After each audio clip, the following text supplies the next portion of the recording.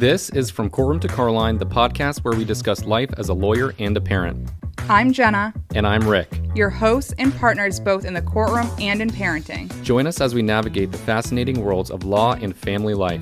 Now, this is not legal advice, but in every episode, From Courtroom to Carline is a delightful blend of legal insight and parenting hilarity. Get ready for a roller coaster ride where law meets love and where the gavel meets the Carline. All right, and welcome with another episode of From Courtroom to Carline, a legal parenting podcast. Today on the show, we've got Joe Lyons with us. He is a real estate attorney and title agent. Welcome to the show, Joe. Thank you guys for having me. I'm happy to be here. Awesome. So you're obviously in the legal profession. Tell us what you do specifically, and you have your own law firm. Is that right? We have our own title agency as well as a small real estate law firm. And, as you know, my family's been in real estate for years, and it was kind of just an unfilled gap. And it just kind of made sense coming out of law school, looking at, where do you want to be? What do you want to do? And what do I know? And we kind of dove in originally with the title agency, and the law firm kind of just made sense as well. To condominium documents, governing paperwork, and organizational and formation stuff. It's been a fun ride, I'll say. Awesome. So where is your office located? So we're on Walsingham Road in Largo. We share an office. We have in-house real estate brokerage, construction company, development company, title and law. So we've got a really nice setup where it's all family owned, all family managed, and we can develop, build, sell, close, and ultimately with the law firm help set up all of the governing documents, condo docs, filings with the states, contracts, and things like that. When did you start your law firm? 2016-17, graduated in 19, passed the bar. Thank God, first try in August of 2019. I said to myself, I'm going to take a couple months off. I'm going to relax. We'll hit the new year, January 2020. Here we come. We're going to figure everything out. And then, of course, COVID happened, which was a very interesting environment to be starting a title agency, which is a traditional in-person business, lots of high-touch pins, papers, things like that.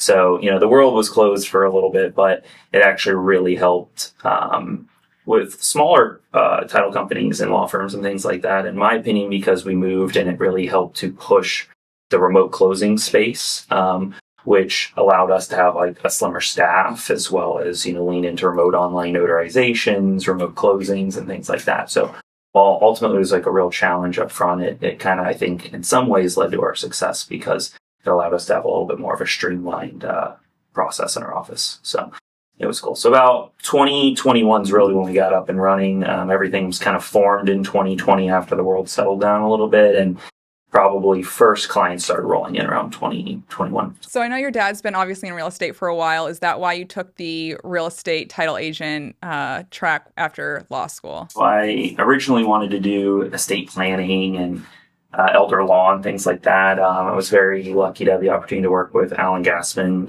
in Clearwater in my earlier years and just kind of get a taste of what all that was like. And that's Gassman, Crody, and Dinicolo, I think now. And after doing it for a while, I kind of just dabbled in everything. In law school, you have an opportunity to kind of feel around. And, my family's been in real estate for about 40 years and having a bunch of conversations with everyone and really sitting down and drilling into the company and seeing where we could improve or some aspects where I could still be involved with my family, but do my own thing, which was something that was really important to me growing up, as I always wanted to be my own person. I didn't want to take over the family business or ride any coattails. And so I wanted to know that I could do it on my own. So there was a gap there. As you guys know, my father is a real estate developer, mostly builds condominiums on the beaches here. And so we didn't have an in-house closing team or even in-house legal, which is a very big part of the transaction, from the construction loans all the way to the final process with the closings, and as well as in the beginning with the condominium documents, contracts, things like that, escrow, and so on and so forth. So it kind of just made sense. We had been recently looking into, what are other areas of law that we could get into, because obviously we do criminal, and we always hear title work.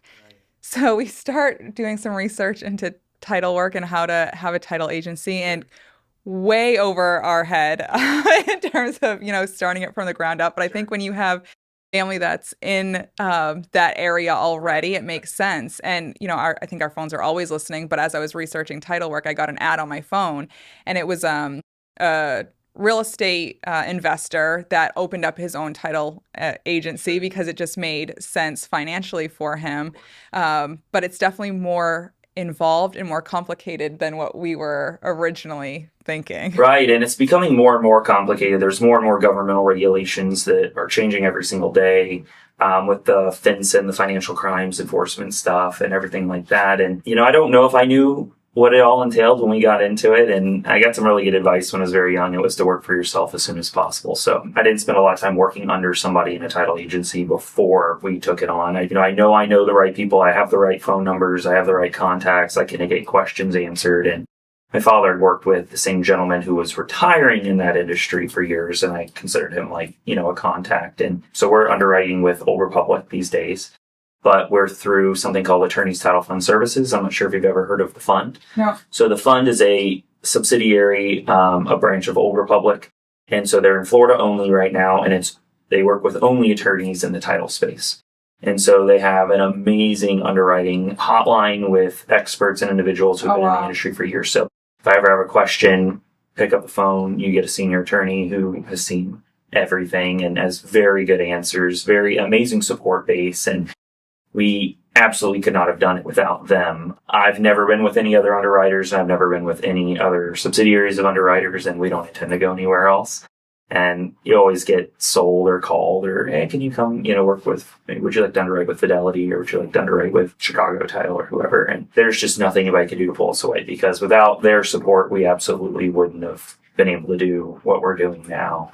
And we had a rough couple first years, that you guys know, even starting your own company in those 70-hour weeks and learning as you go. And by learning, I don't mean learning the law, but just making mistakes, and which all cost you money. And so you're working a little more and you learn 10 ways not to do it. And I guess especially coming into that new remote space with everything after COVID, it was really unique. But the downsides of that was all the exceptional startup costs for these remote services, which you didn't used to need, and you could just make up with it with having a nice office and printing paper and things like that. And now you need all these digital services that just, carried on and on and on. But it's been good. So we're super blessed to have that support base.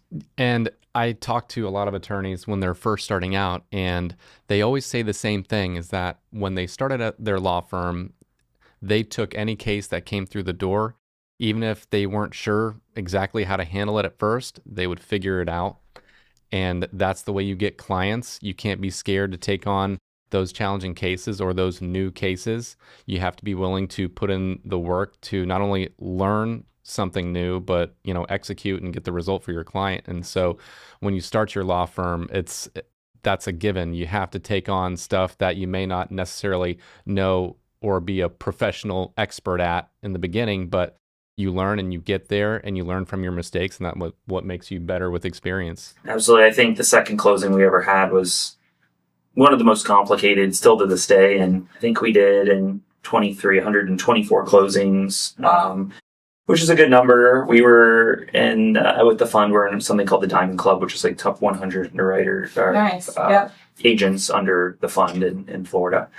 And it was a very busy year, but not a difficult year. And then sometimes you'll get one closing that just puts everything to shame in the year. And, you think you've seen everything at this point 4 or 5 years in, and it's every single day there's something new. And I agree. We used to take these just nightmare cases, as you guys know, just because, I'm not doing anything else, or I need the work. We got really into, there's something called FIRPDO, which is the Foreign Investment Real Estate Tax Act, I believe, and which is working with foreign sellers. And they have these FinCEN targeting orders for geographical locations with reporting requirements. And I've never had to do it before. And it's always a thing in South Florida, just because they're always watching money laundering. And in our area, it's comes and goes. And so it's between April and October. It only applies for those 5 months. And there's a lot of people, I won't get too deep into it, who just say they keep increasing these requirements for title agencies that are pushing a lot of smaller people out, because it took me 3 hours yesterday to do this IRS filing that I didn't have to do if I had this closing last year.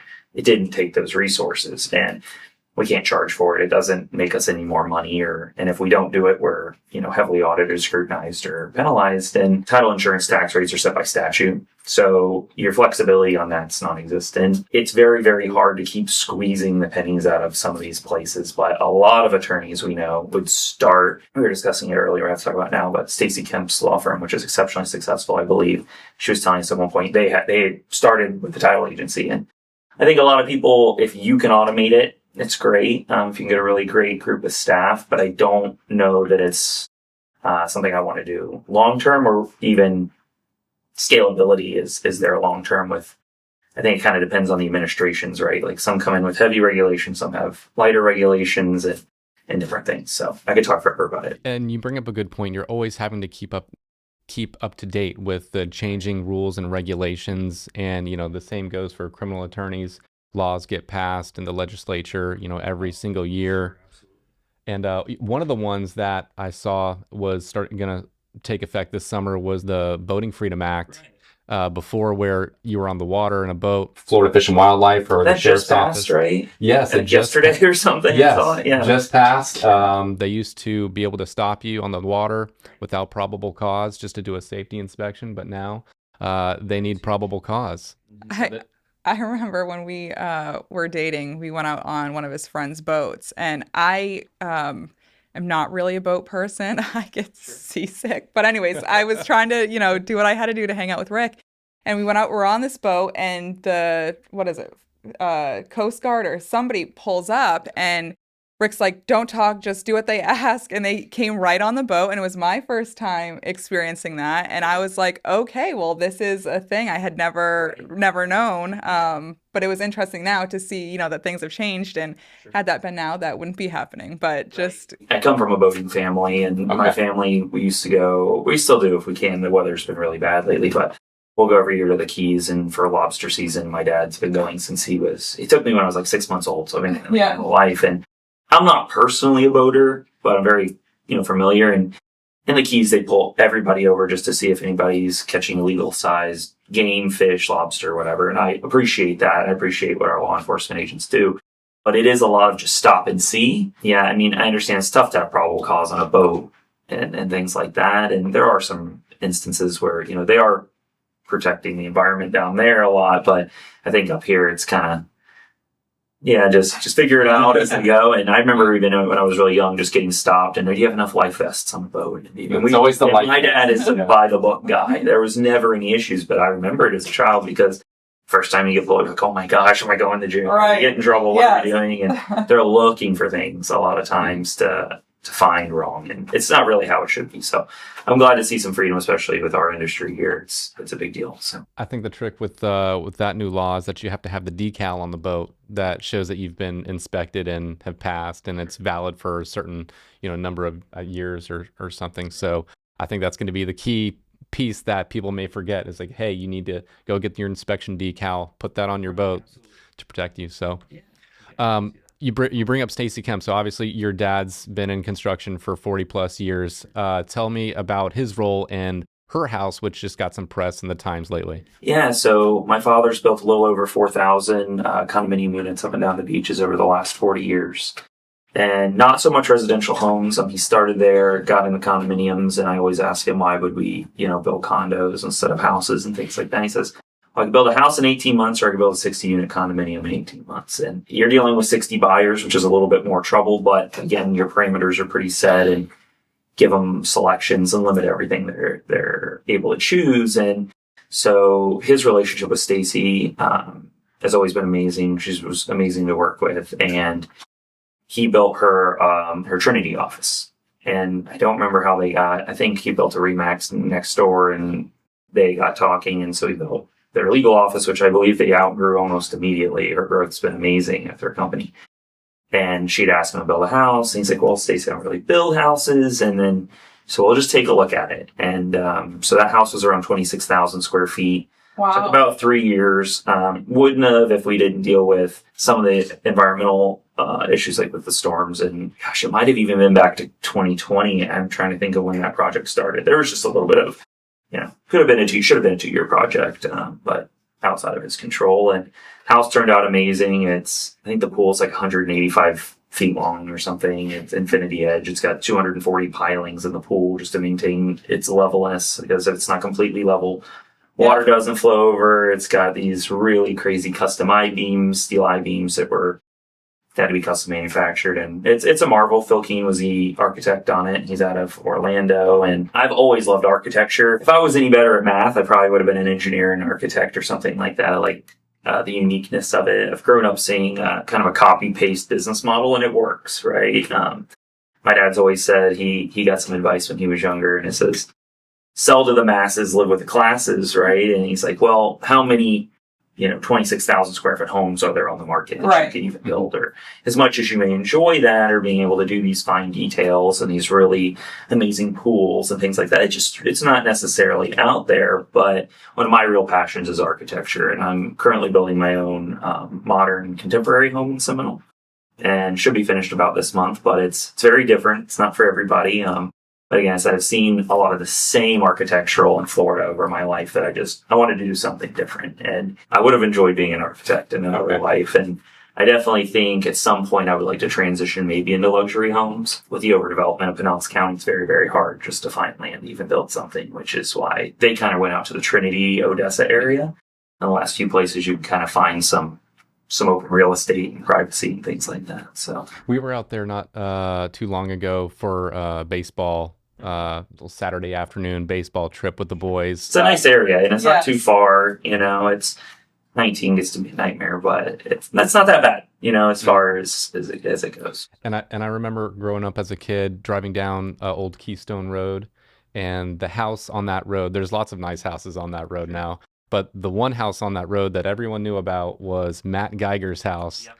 The NBA center that played for the Miami Heat. Yeah, the Buffalo's out front, I think. I know, and as we're driving by, it's so built up you can't even see it. And I'm like, I just want to look, just to be able to see the grandness of it. But right. I think I can say about her house off Keystone as well. So I mean, that area is it's beautiful. It's got to be one of the last frontiers where you can get 5 acres and put a nice house on it.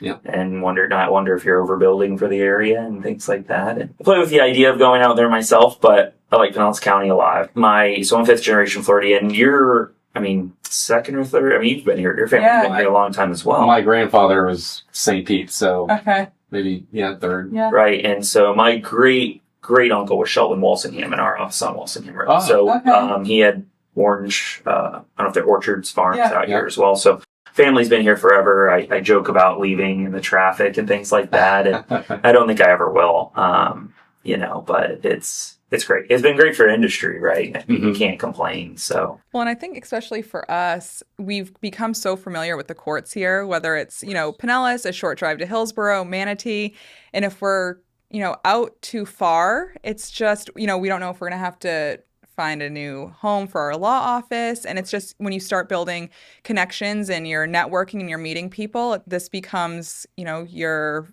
life where it's a community. No, it's so much more than that. And I completely understand that. And it's one reason why I went to Stetson and Gulfport and I didn't go to University of Florida. I have nothing against University of Florida or FSU or things like that. But I wanted to stay here. I planned on working here. And I said I'd like to make connections with other people who want to stay here versus I make all these connections in Gainesville, and maybe somebody from UF, we link up here later on and things like that. But I know a tremendous amount of the individuals who I went to school with stayed in the area, which led to a lot of other beneficial business relationships and networking and connections. And as far as, I was working on a project, and I went down and met with one of my professors and asked them about it, because it's 20 minutes down the street. So if I, was with a professor in University of Florida, not that they wouldn't be open to helping me, just a little bit further barrier to access and stuff like that. So it's definitely a tighter community when you've been here for that long. Being in the real estate industry, you're through your dad, your mom's a real estate broker. You must have some inside knowledge about where you think the real estate market's going, which I'm sure our viewers would love to hear. Yeah, of course I have my own opinions. It's not investment advice or anything like that. We've seen a really interesting last fiscal year, right? With whether it's like inflation or administration changes or the hurricane, right? Which was, crazy. And we world wars and, whatever you're discussing, right? From supply chain issues for construction to all the different financial institutions' opinions and stuff. So we were moving really well through the end of last year. And then after the storm, everything kind of stopped. And even on my own home, something like getting a pool permit became almost impossible. I'm in unincorporated Pinellas County just because the county began prioritizing primary residence permits, which we can all appreciate. But pool permit's a separate permit. I can't get a CO or a certificate of occupancy to final my home with a hole in the ground. So, until I get a pool permit, I can't finish my job, and you can't final loans and things like that. And so all these municipalities were trying to figure out these storm issues. I think Indian Rocks, almost the entire board of county commissioners just quit. I know the mayor of Treasure Island resigned, and, there was just a tremendous amount of issues and trying to get through these things. And not to point any fingers at anybody, it was a bad situation. My parents have a house on Indian Rocks, got 26 inches of water in it. Wow. They just started being able to stay there again, I think like 2 or 3 months ago. And, we've been in the industry for 40 years. Right. So there's a lot of people dealing with this on their own who don't know what to do. There is no gap. I've actually discussed opening even a business to just help individuals with this because there is a need for it. And with my father's expertise and my on-site experience, like directly through it, but it almost doesn't matter how much help you have because the bottlenecks at the local government level. DeSantis did a great job with we're allowed to have third-party inspections here, and that's an older law. So we can work through a lot of different things, but it's still, there's just not enough manpower when it comes to inspectors, and it's kind of an aging industry as well. It's not a lot of young people going out to be inspectors, and you just need experience and things like that. We've just seen a massive influx of inventory. Not that everybody doesn't still want a new condo because it's better than their flooded home or things like that, but a lot of people have proceeded from the beaches. Understandably, a lot of restaurants are closed. They're not open. The liveliness wasn't there, and some of the beaches are still that way. And so that's created a tough environment on its own. But then we have the Condominium Restoration Act. I'm paraphrasing. I don't know if this is exactly what's called. That's after that condominium tragedy in South Florida. Yes. It requires all the audits of the structures and maintenance and things like that. And a lot of older condominiums where there are older individuals who couldn't afford to carry those special assessments and things like that are also now sitting vacant, which adds to your inventory, right? And so along with the increase in construction costs for the people that are repairing, right? So you're seeing an influx in need in drywall and appliances and flooring. And then you're losing, we just don't have enough general contract, right? And so it's a very interesting situation to be in just with the storms and everything like that.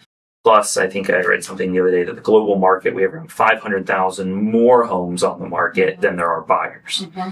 And the average age of a first-time home buyer right now is 56 years old. And in 1985, about 40 years ago, it was 31 years old. And so we do have an aging population in Florida, so we have a little bit older individuals. But I think the mass influx from COVID also led to hyper development. And so we're seeing our inventory this time last year. We had 2 weeks of inventory in the real estate market. Right now we have 1 year. And condominiums are taking about 15% longer to sell than they were before. And I think that'll come back. I think there was probably a jolt. Well, most of our Florida real estate market, our high-end market, is the beaches. And so whether we have a down real estate market in the United States in general, we usually are an outlier in Florida, right? Especially during COVID and everything like that was crazy. You couldn't compare the national markets to our market at all. But I think with the storms, there maybe have been some fear. And I heard from somebody that a lot of the international travelers, so Germans or any Europeans who would come over here for summer and things like that aren't coming this year. And I don't know if that's because of the storm or international tensions or what's going on. But I think Europe's lowered its interest rates 9 consecutive times. We have not lowered ours the last 5 times, whether that's political or not. I think bonds were trading, at 5%, which is usually a pretty good indicator of where interest rates should be. So in my opinion, I think the Fed's at 7. So not to get too deep in it, but I think we should see pretty drastic drops.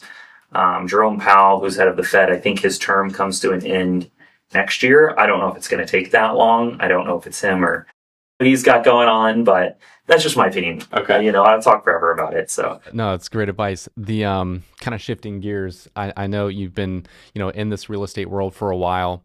One of the things that, we've talked about is what we bring up on our show a lot is what you would tell your younger self who's just going to law school or just starting out in the legal profession. So, you've been at your firm now for a little bit, and based on everything that you've gone through, how it started, how school went, if you could, sit down and talk to your younger self who had just graduated from undergrad, what would you tell him in terms of, what's the most valuable thing that you can do now to advance your career? I have a close friend of mine. His name's Alan Tripp, and he has the Tripp Law Firm on Summit Boulevard. I don't know if you know Alan or his business. And known Alan for years, met him through cars. And we've met Alan. Yeah, Alan's great, and he's a very close friend. And he used to live like right down the street from my parents. And I met with him one time, and he wrote me a letter of recommendation. I said, what would you do if you did it again? And he's like, I wouldn't go to law school.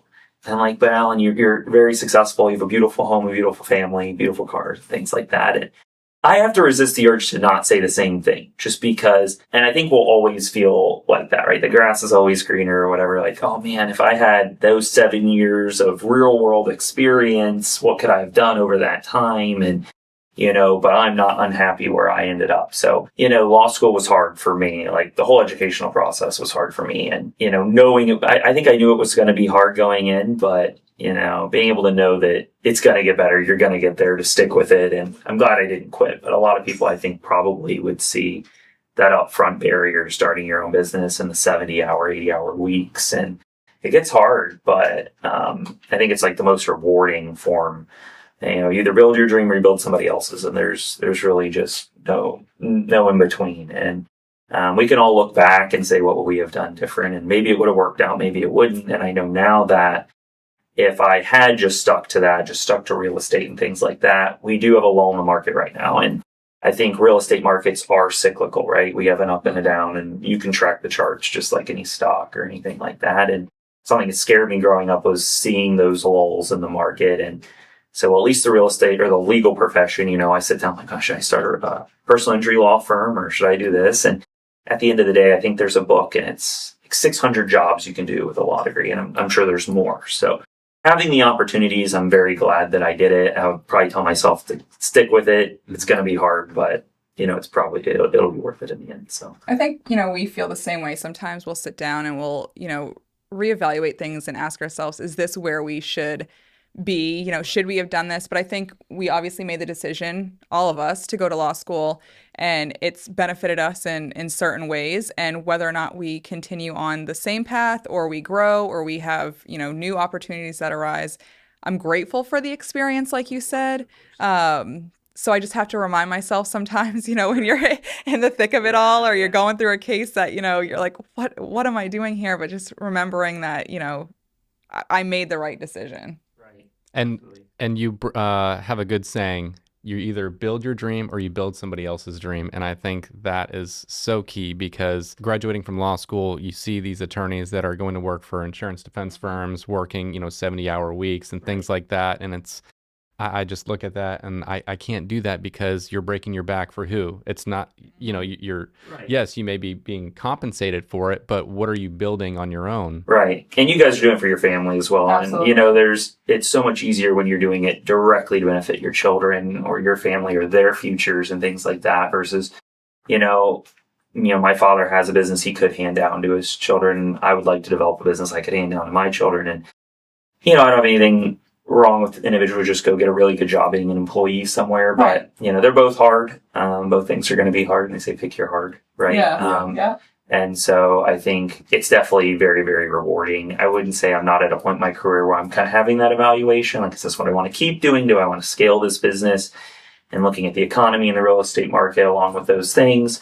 I'm looking at other individuals, attorneys, even such as yourself. I don't know anybody else doing what you guys do. Yeah, everybody goes and does personal injury, but and that market exists. Your guys' market's always going to exist, and things like that. It's something I haven't considered. And, revisit elder law in the state of Florida is an amazing business. Yeah. So the opportunities that come with it, even if I feel like, well, maybe I chose a branch that there could have been a more favorable one or something like that. But, I'm very grateful for my success. I we've had great years. Not that we're not going to have a great year this year, but it's the real estate market's so crazy all the time, and it's high highs and low lows, and our environmental factors here in Florida, but also our outlier as a vacation destination, and it's just a very unique market, but it's exciting. There's no dull days, right? So, well, hey Joe, thank you for coming on the show. It's been very insightful. We appreciate it. And why don't you just tell our listeners one more time where they can find you? If anybody needs any help with anything to do with condominiums, association law, HOAs, contracts, sales, purchases, our SunWest Law, which we're on Walsingham Road, would be happy to help, as well as our title agency, which is SunWest Title. We really do deal with all the stuff that everybody else doesn't want. If you have any hard times, we get calls because they know we have attorneys on staff. We're able to handle these tough projects, international buyers, sellers, 1031, things like that, anything crazy, we're happy to help with. And then the family as well. If anybody's buying, selling, our SunWest real estate, as well as SunWest construction and SunWest development. So we've got probably everything you're looking for if you need it. And we'd love to help out. So one family to another, it's all a family business, mom, dad, myself, my aunts are receptionist, and so it's everybody can get a hold of everybody. There's never a lull or break in contact, and it allows us to provide excellent customer service. So awesome. Anything we can do, for yourselves or any of your listeners would be thrilled to. So well, thank you again, Joe. We appreciate you coming on the show, and stay tuned because next we got our segment on what happened to Florida Man.